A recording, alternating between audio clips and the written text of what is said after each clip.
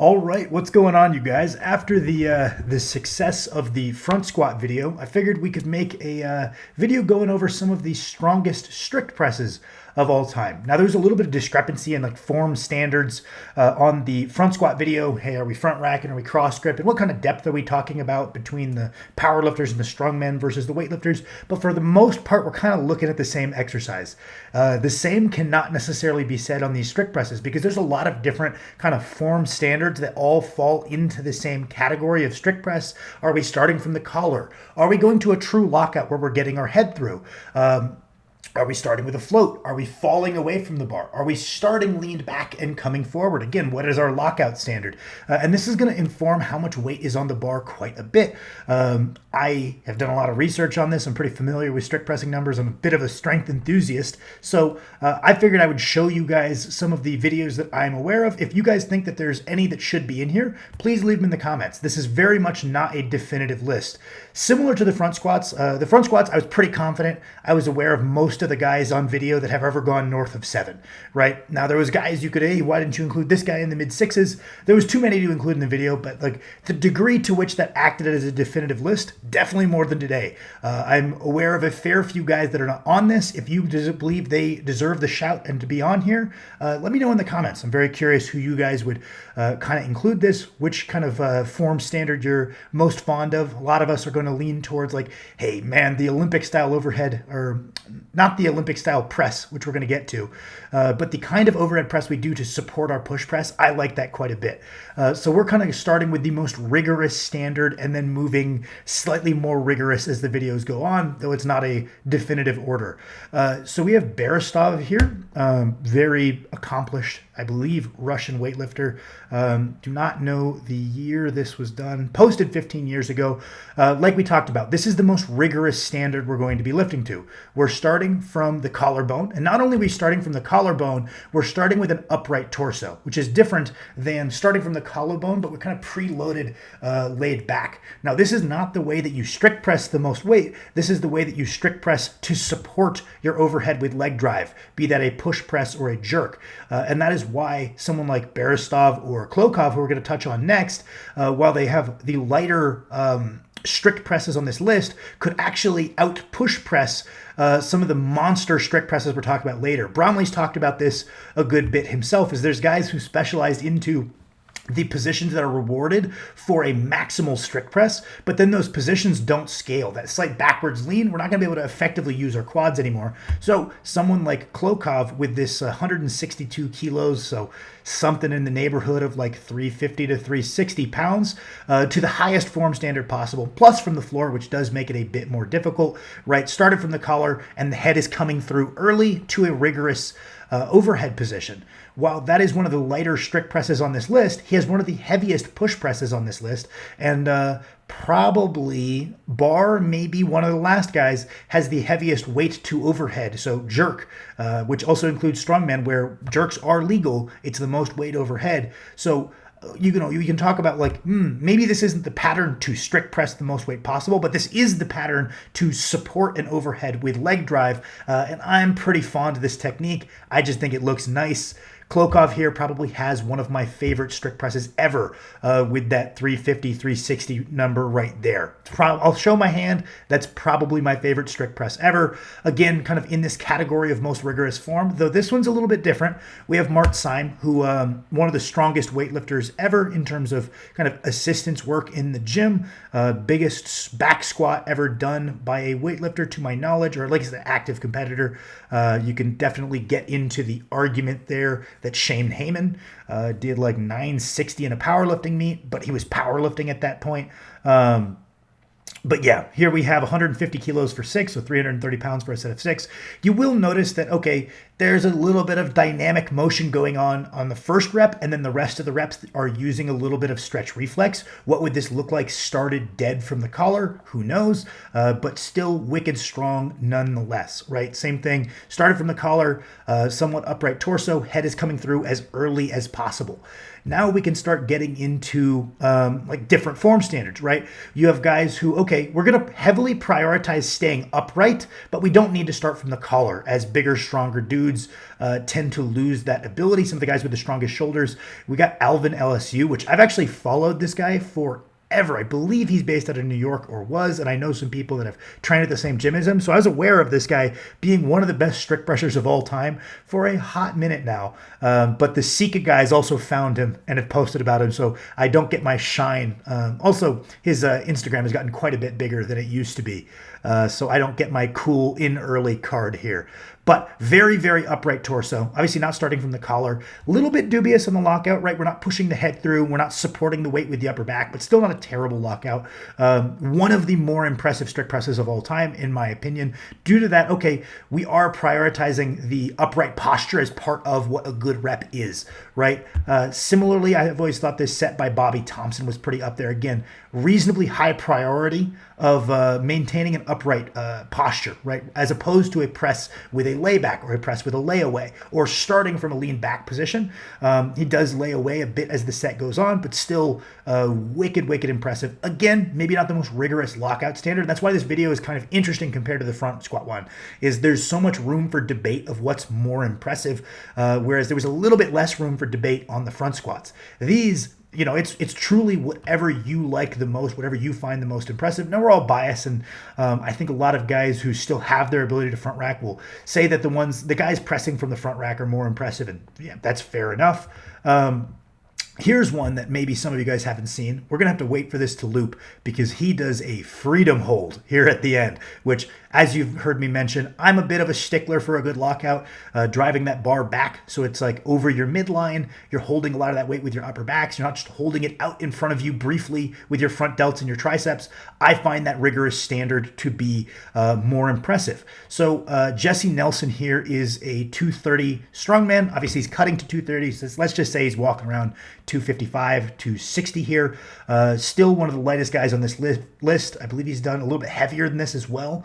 Brownlee has talked about Jesse maybe being a guy who really has specialized into the strict pressing because he doesn't get as much out of his leg drive because his pressing has rewarded the habits that lead to a stronger strict press, but disgustingly strong. Really wanted to make sure to include this one because not a ton of people are aware of this feat of strength.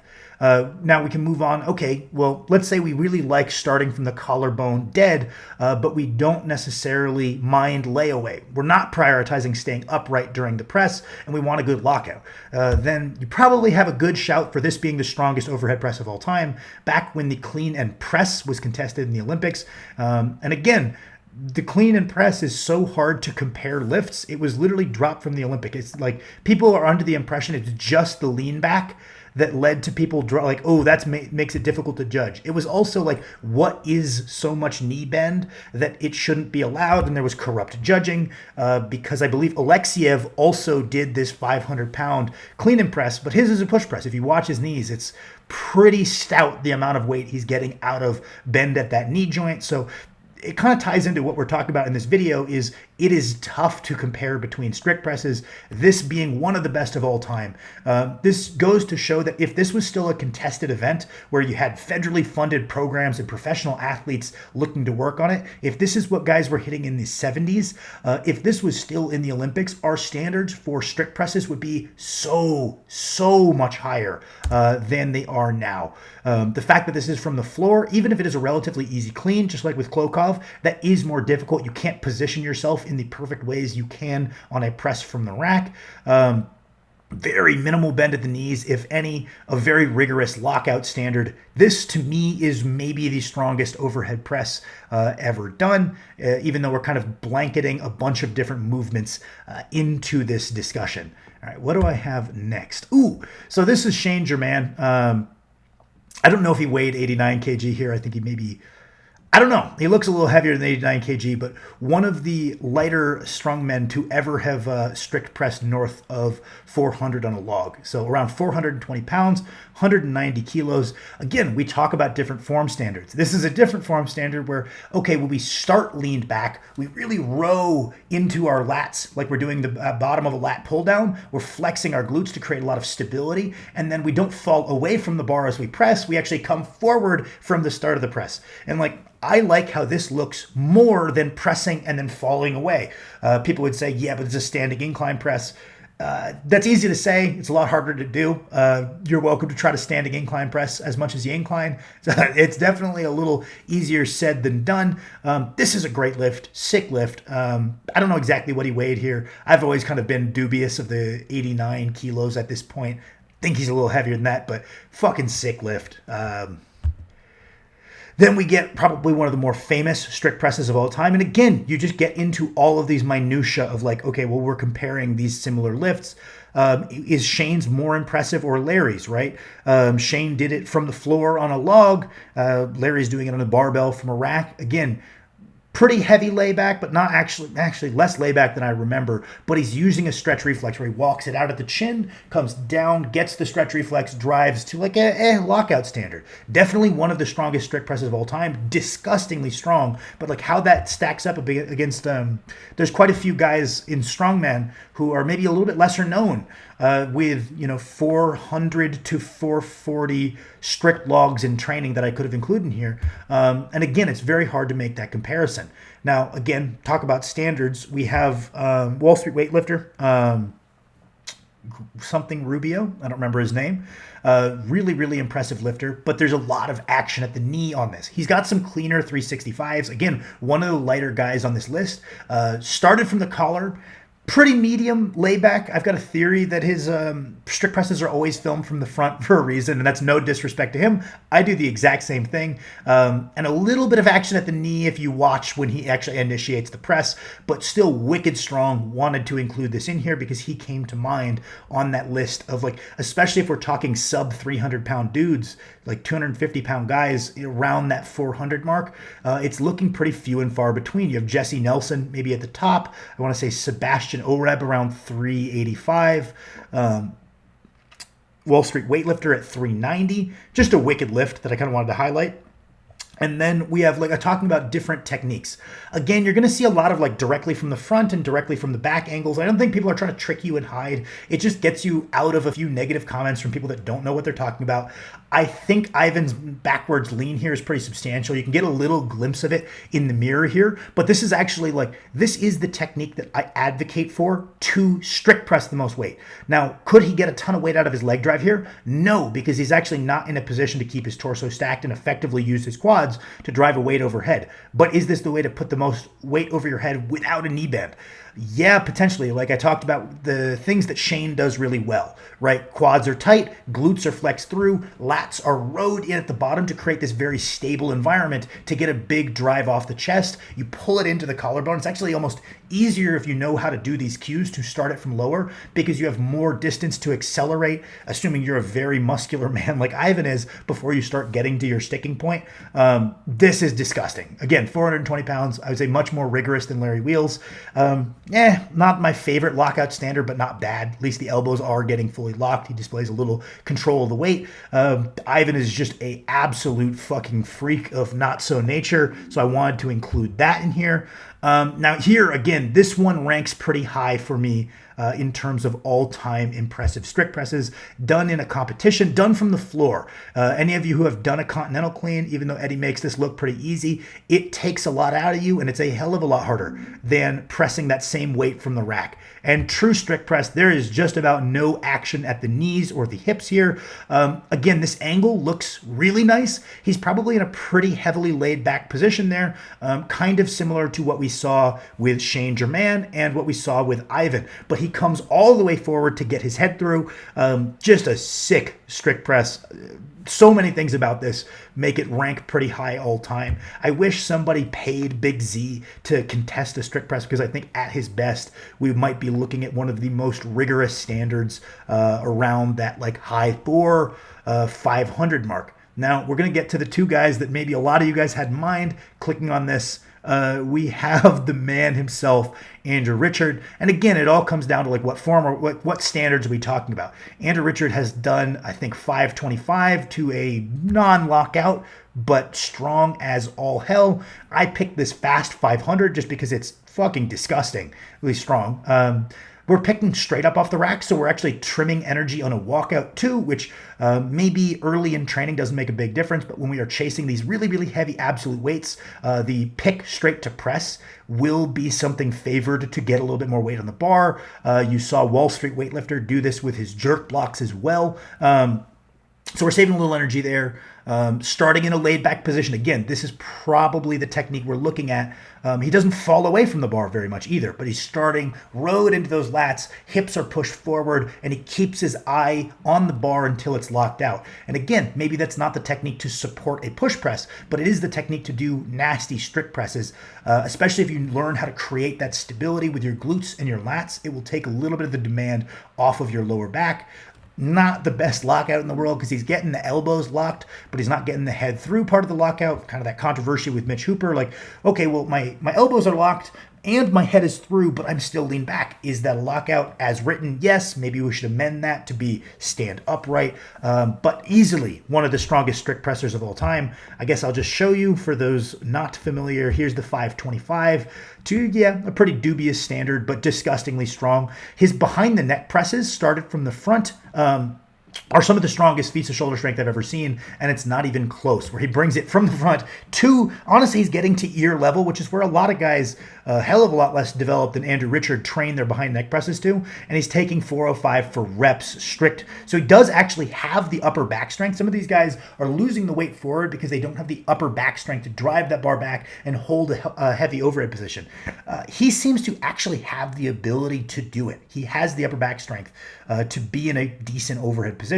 He's just really weight maxing this to put as much weight on the bar as possible. Now, the man known for the strongest shoulders, this is a push press. Most of Bibby's standing strict presses, there is enough action at the knee that I understand being a little dubious about it. He does get to a better lockout standard than Andrew Richard. So if we want to say these guys are the strongest, I would probably say, hey, take a look at that Serge Redding video and include that in there. But, you know, that's probably the big two if we're talking absolute weight on the bar, kind of different form standards accepted. Yeah, fair enough. I think those guys kind of take the cake. Who you pick between the two of them, probably your preference. Bibby has some absolutely disgusting seated sets as well. I don't care. I don't know. I don't care. I do care. I don't know how much you guys would factor in the big seated numbers to like a dubious depth standard. You probably have a pretty sound argument that, like, when it comes to pure shoulder development, Bibby is the strongest of all time. But that is my personal opinion, just kind of showing my hand there. All right, thank you fellas for watching. I appreciate it. If you made it this far in the video, if you enjoyed it, you want more of these, leave a like, leave a comment. I appreciate the support as always. I was thinking about at some point, and I'll get to the cheeky reason as to why. I was thinking about at some point here making a behind the neck press video. Because there's different ways to do the behind the neck. There's seated, there is standing, or is the standing started from the front and brought to the back? Is it started up on pins? Or is it started dead from the traps? Because the dead from the traps one is kind of interesting to me because most of the guys with the absolute strongest shoulders do not have the mobility to begin the behind the neck press from the traps. So that kind of eliminates a lot of the strongest guys. You know, you got famously Klokov doing 275 for 4 from a snatch grip from the traps. Some of Shane Germain, one of the prominent coaches in Strongman, he's having a lot of his guys do it to help correct their kind of loss of shoulder mobility. So I think guys like Matt Ragg and Luke Stoltman have gone up to about 300 pounds. I want to say Shane Hunt has gone up to about 300 pounds. Little old me, I think I've done like 275 or 285, and I'm a good bit stronger right now. So part of the reason I want to make that list is maybe I'm going to try to train for 315 from the traps. If you guys are aware of a heavier behind the neck from the traps, let me know. It's a bit of a novelty thing to be like, oh, I got the heaviest one I'm aware of. I know Andrew Richard is so much stronger than me. I'm not making any claims, but his is started from the front. I will put that out there. But yeah, all right, I goofed and ended the recording early without the sign off. Thank you guys for your support. It's greatly appreciated. Hopefully go back to regular posting We should be filming Large Lads with Max, the next one tomorrow. I'll have to get that all edited together and ready to go. Maybe by the end of tomorrow, hopefully by Wednesday at the latest, for those of you guys that enjoy the Large Lads.